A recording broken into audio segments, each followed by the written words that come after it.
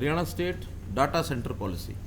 बहुत दिनों से इसकी हम तैयारी कर रहे थे, काफ़ी डिपार्टमेंट से परामर्श करने के बाद और अंतोगत्वा आज ये फाइनल होने के बाद Haryana state data centre policy हम लेकर के आए हैं।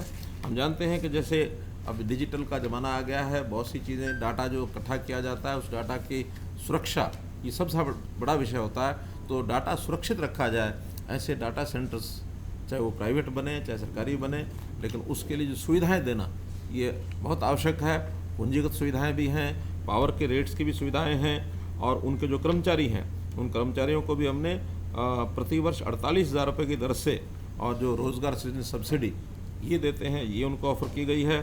स्टाम्प शुल्क जो है 100% वो फ्री किया गया है। बिजली शुल्क 100% छोड़ दिया गया है। डेटा सेंटर्स की ए और बी श्रेणी में उनका जो SGST है, जो स्टेट का GST है, उसमें ए और बी में 50% की छूट है, और सी और डी में 75% की छूट जो है ये उनको छूट क्या उनको वापस रीइंबर्समेंट की जाएगी और वो इसका लाभ उठा सकेंगे।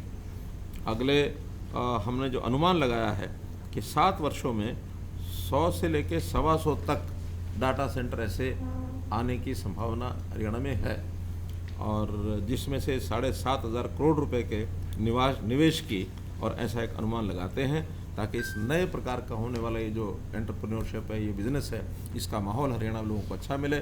संयोग से दिल्ली के बहुत नज़दीक होने के कारण से गुरुग्राम जैसे नगर में या उसके आसपास डाटा सेंटर्स की आने की संभावना ज़्यादा है।